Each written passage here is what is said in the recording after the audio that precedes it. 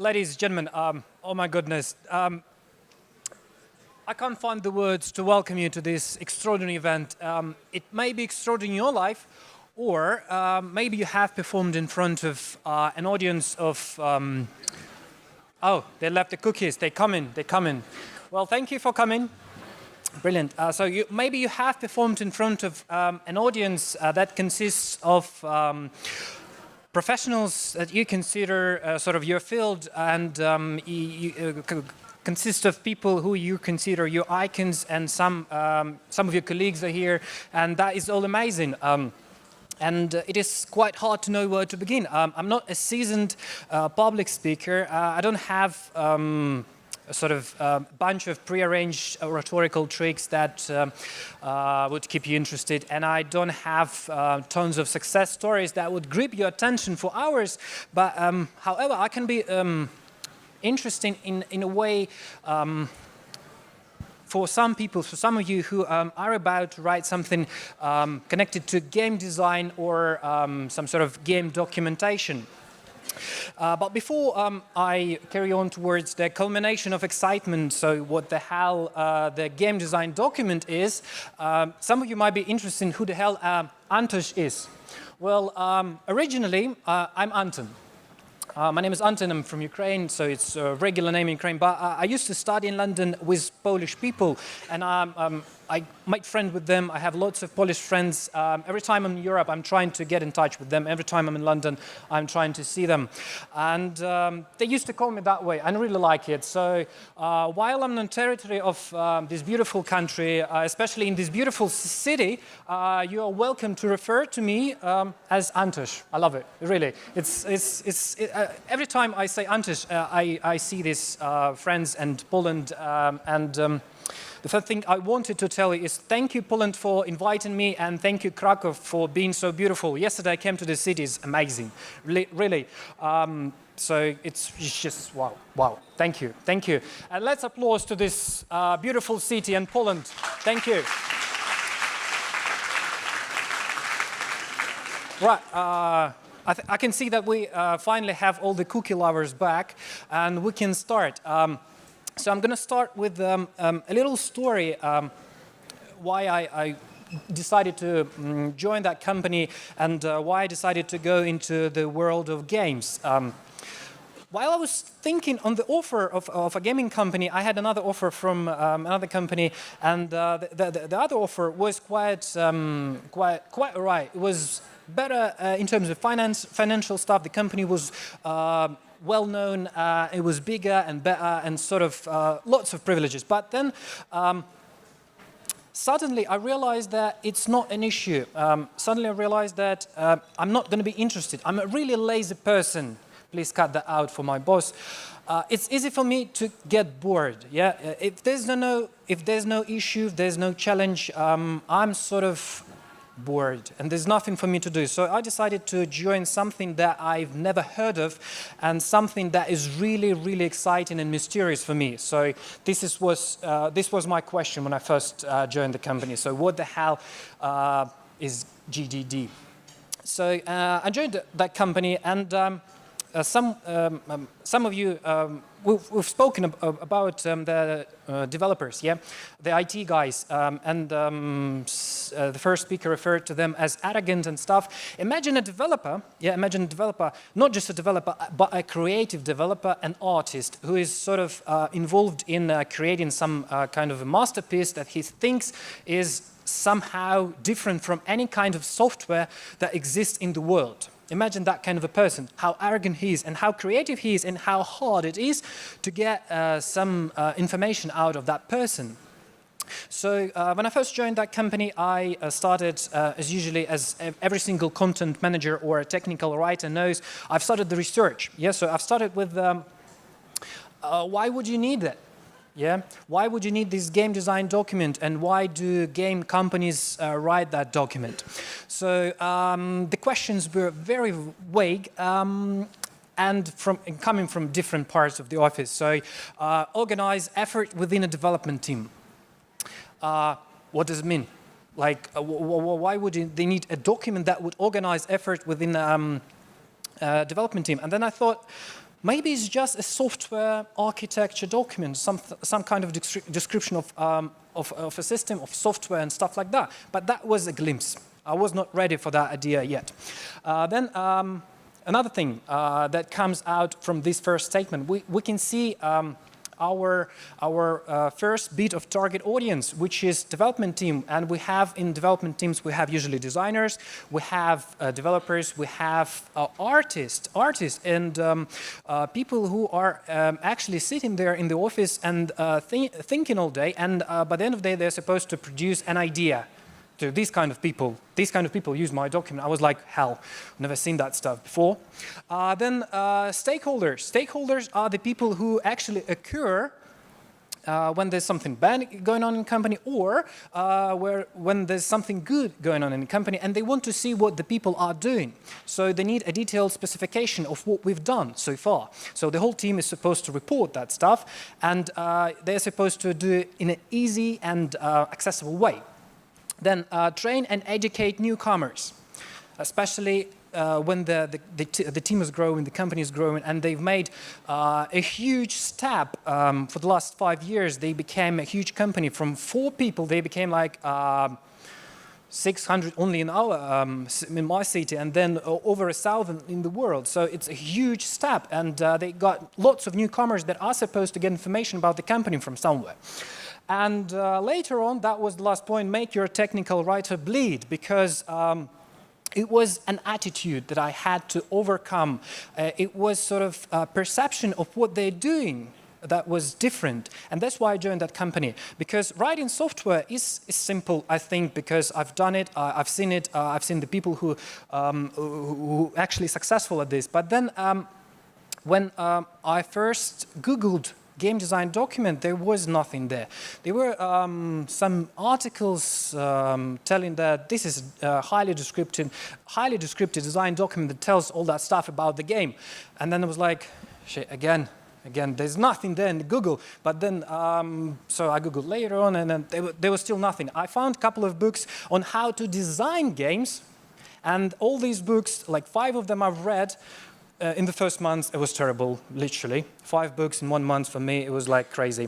I'm not that much of a reader, only manuals and stuff I read, but then 5 books.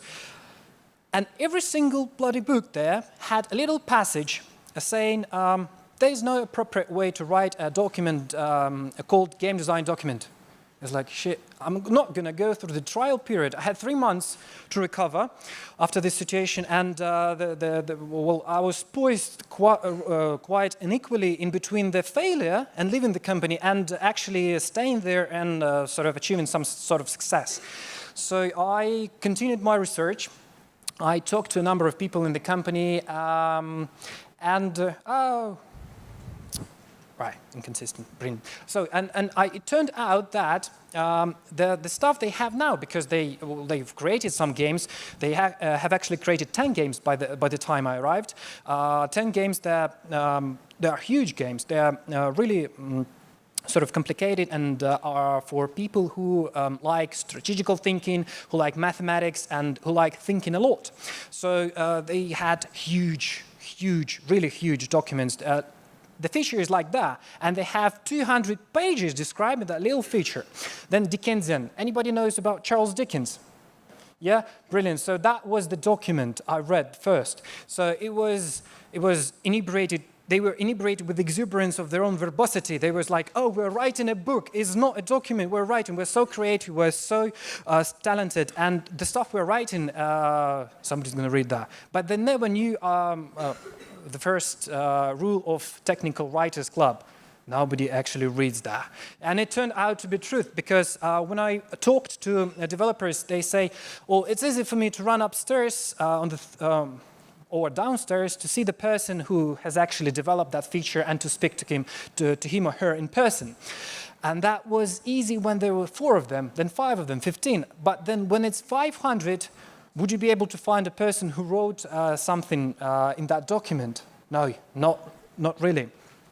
Then the next problem that I found out was it was linear. Yeah, we have approximately, well, from my point of view, two types of literature: linear literature and modular literature. The linear literature, you sit down, you read a book, you get all the information, Charles Dickens, bless you, and you get the story. You get the story. You might need some hours to consume it, but you get it. And then modular is the stuff we write. We write something that people skim, scan, and actually extract the information they need. So, and the stuff they had books written by developers, amazing stuff, really. If somebody wants to read that, I'll take something out that is not under non-disclosure agreement, and you might read that. So 600, 500 pages. If I had that passion for writing like them, I would be a writer. I would be a bestseller, really. It's like 600 pages. It's unbelievable for me. I think I would not be able to make it in a month or two, being a professional technical writer. And then the stuff that is here, it's inconsistent. Sorry for that. And inconsistency. It was not just literal inconsistency. It was inconsistency in every single bit of the document. They used different terms for the same stuff in the game. And every single developer and every single department, by the time I arrived, had their own slang. And they were using that slang in a document, and it turned out that they did not really understand each other. So the first thing I did, I created a vocabulary for them, so of that slang. So yeah, these are the problems of the document they had. Well, you see, I've described that problems, and you see that they've been growing all that time. They have developed an office that is now 500, only in our city, I've told you. So it's a huge company, and there's no way you can deal with that sort of documentation in that big company. And what happened next? I have written down the challenges. And the challenges were vague as well, because basically what we agreed upon with the developers, because they strongly disagreed with me. When I first joined the company, I was the source of bureaucracy in the company. I was a sort of a person who they looked at as like, oh, bloody bureaucrat, you're no good. You're going to do rules. We don't like rules. We're creative and stuff like that. So, we agreed with the development team and the higher management that we cannot provide a fireplace. Why would you need a fireplace in the company? To sit down and read that document with a dog maybe or something like that. So we've lost some of the developers. And we actually have, because they lost themselves in the documents, because some of them left, some of them still reading that document. And the thing is, like, it turns out that we've lost bits of information. There was one person who left our company. He joined the army. And there was no way to give him a call. Oh, mate, have you got any idea where do I get this information from? There was no way. He's in the army, so there's no point. He's not in the other company. I cannot call him or send him an email. He's in the army. Bloody hell. So, and we cannot reuse what we have. Every time they need to write another document, they have to write it from scratch. Basically, imagine a situation, a bank person comes in and asks, oh, I'd like to see your papers and stuff. And there's no papers. We can give you a book. You can spend a month reading it, and by the end of this sort of procedure, you will not get any information unless you make theses for yourself, make sort of another document yourself. So if you want, you can do it. Well, we cannot do it for you at this very moment. It all just doesn't fit together. As I told you, they had different authors, they had different authors, and it all was just different. Different pieces of information they looked in a different way, and there was not a single person who would be able to put everything together. So, yeah. And another point that I want to make. We're talking about 6 browser and 4 mobile MMO games. Anybody knows what MMO? Do you guys play? Yeah, there's my colleague maybe.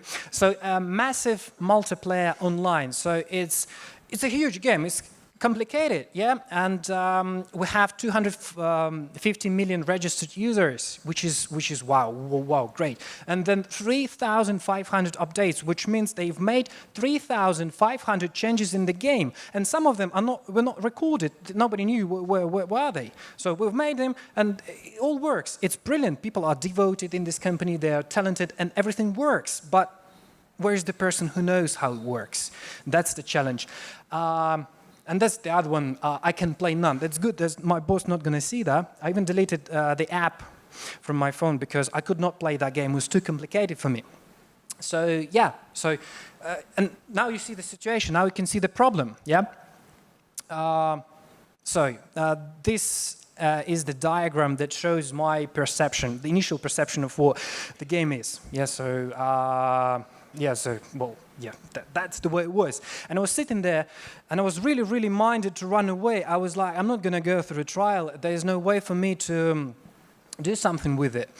But then I started sort of thinking, we all know these pictures, we all know this visual stuff. And the thing is, like, how do we think about reality? We create models. Why do we create models? To simplify it, and every single person has a different model of reality. And we simplify it because it's really complex. And we use these pre-designed models in sort of communication. We produce the information in the way we think about it, but we shouldn't. But that's the way they thought about it. These pre-designed models, they do not allow us to focus on the stuff we're supposed to deliver, to focus on the facts that are acceptable and accessible for people around us. And there's another bit of brilliant graphics by me. What it is? Do you know what it is? What is it? Anybody, please? No? Anybody? Come on, please. Do you know? No? It's a human being. Well, yeah. And raise a hand who thinks is a human being. You see, we have the same perception, we have the same model of thinking, And anybody knows why I draw a huge picture of the face? Why the face is so big? Why? Anybody knows? Any ideas? What? He's very smart. Not really. Well, I don't know. What? Yeah, all people do. Yeah, you're really close. So why do we draw a huge face? Why do we have that brilliant sort of expression? Identify person from face. Yeah, brilliant. That's the key. So you see, even talking about people, we have 6 billion people on Earth, and we think about them in the same way. We perceive them from their face. And this is the most sort of explicit, the most vivid picture of the person. And this is the model of reality that you can use. This is the focus. So you should focus on something that people in general accept. Not just the way you think about it. Not just I'm creative and everybody is supposed to understand me. If you don't understand me, you don't understand art, go away. It's not like that. It's business, it's software, and we have stakeholders, we have developers, we have people who are interested in getting information, and they're supposed to implement some stuff based on that information. So we have to focus. We have to find out some points where we all agree. And this is the way my first team looked like, and they were like, oh, Anton, you've tried something, you've tried to break down the game into logical blocks, you've tried to do something with it, you've tried to describe it, but how much time have you spent in this company? I was like, 2 weeks. And they were like, we know exactly what we want, just like that animal. I don't know the name for that animal, sorry, but I like that picture because I actually see them still that way. The impression a bit changed and they got the arm here, but the impression is still the same. But sort of, we've dealt about that. And then I was like, I'm not going to argue with you at this very moment. Let's wait a month. Give him a month. So in a month's time, why am I losing the slides? In a month's time, I made sort of a research. I researched the whole game. I played it. I actually played it. I've lost, my castle is broken, and I've lost all my armies, but I've played it, and I actually experienced what a player is supposed to experience. It's gripping. It's really bad, and I spent all that time in this game. But every single game has some bits that you should focus on. It's not just like a huge, unacceptably creative thing. It's not just something that you cannot perceive. It's a piece of software. I'm boring and I'm bad, I'm bureaucratic, and developers, they hate me for that, for these words, But still, That's the way it works. That's the way technical writer thinks. So every single game has features. What is a feature? Anybody knows what is a feature? Any ideas? Anybody? My colleague? Maybe? No? All right. Brilliant. So a feature is something that is featured in the game. Yes, yes. Stupid as it is, but it's something that your game provides a user with. So imagine I'm a tiny boy or a 50-year-old, I don't know, woman or whoever. I go and download that game for some reason, and I want to get something out of it. Yeah, and this is called features. So imagine I'm being angry with my neighbor, yeah, and he plays the same game. So I'm sending my forces to kick the shit out of him, and he's pissed, and he's sending the forces back. So what's going on? It's military action. So this is the first feature. What we do to train our forces? We build buildings. This is the second feature. The game allows us to send forces. The game allows us to build buildings. The game allows us to develop technologies. So our guys were bigger than the neighbors, and they could actually win the battle in between these sort of armies and stuff. So these are the features. And the thing is, like, every time you play the game, these features, they make loops. Yeah? So every single loop is a process. And how do you describe a process? A process is a predefined sequence of events. Something they can't describe. And at this moment, the guys from the development team, they were like, yeah, it sounds like all right. Well, it actually works, but we think from the developer's point of view. Anton, you're wrong again. I was like, all right, let it be, give me another month. So, and then I figure out that there's mechanics. There's the thing in development process that actually regulates and coordinates the stuff that is going on in the features and the loops. And then there's a balance. The balance is something that is numbers. If you hit the guy in the face, yeah, he loses 3 health points. If he hits you back with his, I don't know, leg, you lose 5 health points. This is the balance. This numerical stuff, and they have it, and it's all right. I'm not supposed to describe it. It's just numbers. There's nothing to describe. Then there's UI, user interface. We have that. We have described it numerous times in different kinds of software, and eventually, the whole game started to seem not that complicated. And the last thing is story. It is the last, as not really important. The story, I leave it to content managers and creative writers. They do a good job. The story, you can actually sit down and read. If you want to get an understanding of the game, read the story. But this is for content managers and copywriters. So yeah, I can see the item that I can focus on. I can actually touch the game now from the technical writer's point of view. It's not that complicated. So I've started reading again the documents they've written. It's not an important information, by the way. It's just the way they used to write the documents. So you can see this passage. Well, would you like to read that? No. Even now, nobody wants to read that. Not me, not you, no, but still. This is a piece of information that delivers some sort of information. And from technical writer's point of view, it looks like that. We have 1, 2, 3, 4 different ideas in one passage. Yeah? And the developers who is sitting next to you, oh, shit, really? I never thought of that. Yeah. And I was like, so yeah, do you write that stuff in every single feature? Yeah, we do. So you have this stuff repeating itself from feature to feature. So we have something that is sort of not that creative and repeats itself. And the game design document doesn't look so scary anymore. And they're like, yeah. And I was like, so what should we do that? Should we do it that way?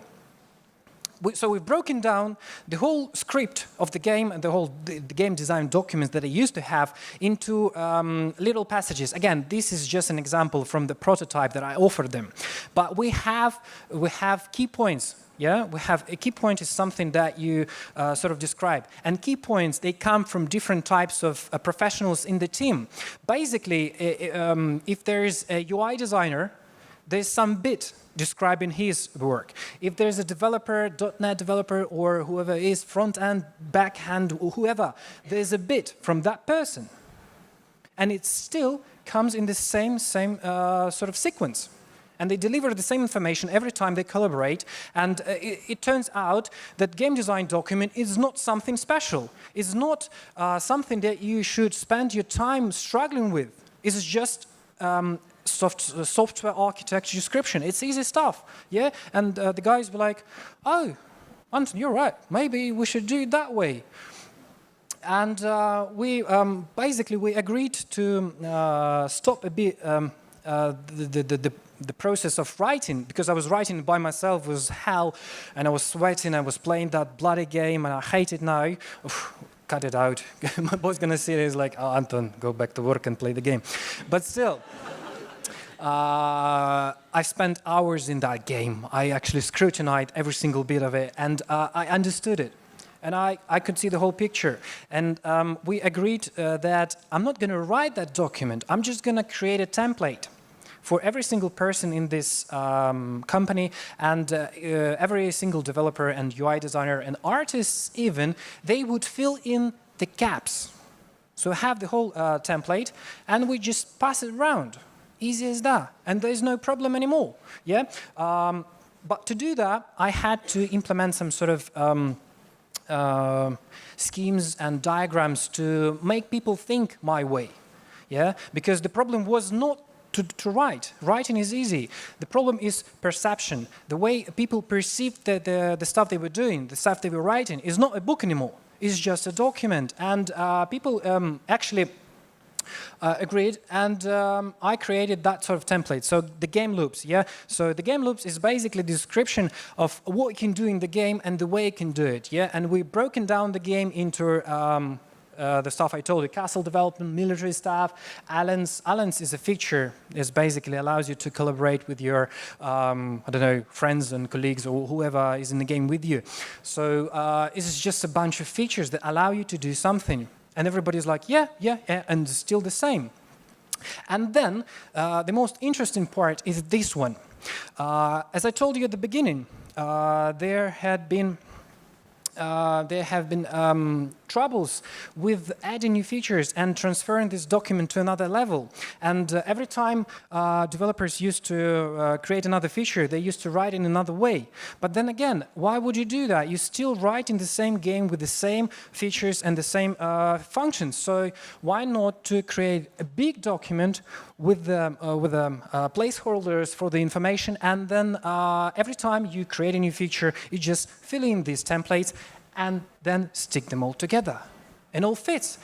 And by the end of my presentation at my company, the boss was like, shit, I never thought of that. And I was like, yeah, that's a technical writer's point of view. So that's easy as that. And I'm not afraid of game design anymore. I don't think that they're so special. Well, they are special and talented, but it's not scary anymore for me. I understand the game. So we have here examples of how it's supposed to be described. And if you're a technical writer or a writer at all, you will understand this is just a description with reference to UI, and it's easy as that. So game design is nothing special. It's still the same documents we write every day. And as a result, the design team is happy because they write that document, pass it to developers. Developers pass it to QA engineers. And before we actually introduced that document, QA engineers had to create their user cases themselves. They had to play the game, create user cases, and then check them. Well, hell, you got the whole document coming up to them, and you can just see the document and quality assure that stuff that's in the document. Then decision making, easy. Yeah, the bosses are like, oh, we can read that. Very good. Let's do it. And then sharing. This document looks readable, and it's not huge. It's not 600 pages. You can actually share with other people, well, third parties or whoever you are. You can actually take out some bits of content that are secret or private, and just throw them away if you don't want to share it. And education. It's easy to read that and easy to learn. Some of the books, but they're all crap. If you're writing it, these are just the books I liked because they provide you with the vision on the game. They actually tell you what the game is, and when you know what the game is, it's easy to write about that. Well, that's it. It's nothing special about game design, and it's not different from any other kind of software. It's easy to write. Yeah, that's it. I've done it, and you're going to do it as well. Thank you. Any questions maybe about that stuff? Weird diagrams. Hello. Should I do it myself? I'm coming. Brilliant.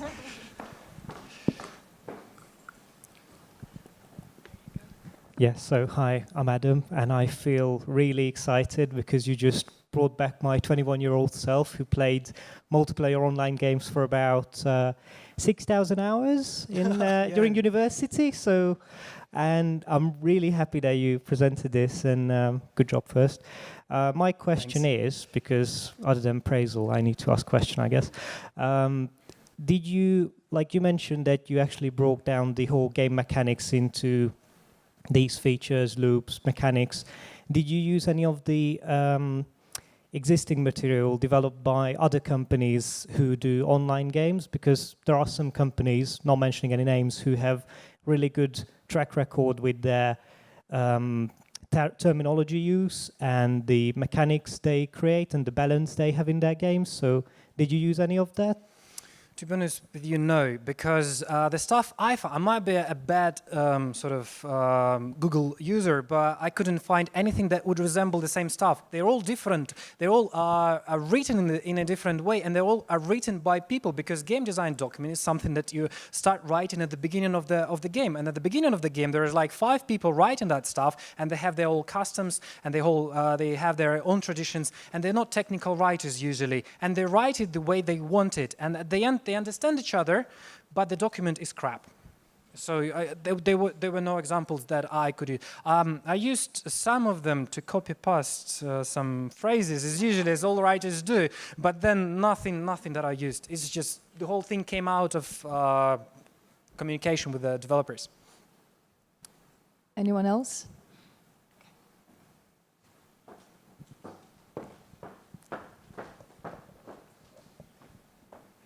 2 people here. Okay. Hi again, great presentation. I'm also connecting with your presentation as an old MMO player whose career started. Cannot hear you, sorry. Yeah, okay, so let's go with the question. The question is, I'm pretty fresh with the technical, how you call it, writer? Rising, yeah. Well, welcome to Soap. Sorry, guys. That was good. My question is, because from what I saw, some of the work you did, you work as analyst there, making a mind map from the specification. Me, myself, and as a PM before, an analyst also, I did it from the documents which I get from the custom clients, for example. So my question is this normal that technical writer does this stuff, or you had to do it, so the analyst part, because no one else in the company was there to do it? Yeah, well, because you're new, you might not heard of a person called subject matter expert. So a technical writer is the guy behind you who actually tells you how to deliver the information. I'm not creating that stuff. I'm not a person who is thinking, sort of. Yeah, but there's people who I can consult. They know what they're writing, and they know more about the game than I do. But the thing is, like, they are unable to sort of communicate that information to others in the way that the others would consume it. So that was the problem. They had these documents. They understood each other perfectly well until some point, until they grew up. And at this point, it turned out that they need something universal for everyone. And that's why they need a technical writer. I'm not saying I'm better than analysts or something. I was working with them, and they were in charge of the process. I was just pushing them a little bit in the terms of understanding and the principles of technical writing. I told them, the public audience is not that... I told them the principle, nobody reads what you write. Well, and that was a discovery for analysts and developers. Yeah. There was somebody else here.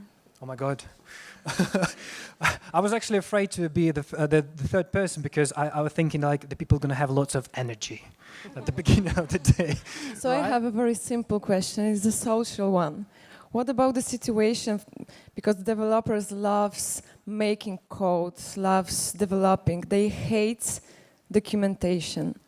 And you already have templates, we already have them, but we have big problem with collecting information. How to showed them that answering phones, mails without documentation is something worse than collecting documentation in templates. So the question is, how do you make the developer collaborate with you? Yeah, do you have any hints? Yeah. Well, to be honest with you, the company I work for at the moment is a bit of an exception. Everybody's friendly there, and I had no troubles in terms of asking somebody to do something for me. At the beginning, I was allowed to do anything, and everybody in the company was told that this is Anton, he's doing some stuff, let him do and help him a lot. But yeah, still, how do you make the people do what you like is a matter of personal attitude. You just make friends with them, give him or her a cookie, and yeah, this is the way it is. I never had troubles because I'm a sort of sociable person. I have no cookies at the moment. Sorry for that. I can see some disappointed faces. But still, this is the way. It's just personal attitude. And never argue with the developers because they're smarter. They're always smarter. They're always PhDs and stuff like that. Always accept them as they are. Sometimes I even lower myself down and I open my mouth and it's like, I don't know what JavaScript is and stuff. And like, oh, I'm so stupid, tell me. And you can see the fire in their eyes. Oh, Anton, I will tell you. And sometimes interview with the subject matter experts on a really boring topic turns into a performance. I have videos. I usually have my voice recorder with me. But recently I've started using a video camera because developers, they go mad. They actually feel like on the interview and there's like, oh, I'll draw you a diagram, and then they speak for hours and hours and hours, and sometimes I feel really uncomfortable to stop them. Just make them feel they are special and you are an interviewer, a journalist or something, and they feel special and they tell you and do whatever you want. No matter how smart they are, yeah. Okay, we have to finish. That was the last question. Thank you a lot.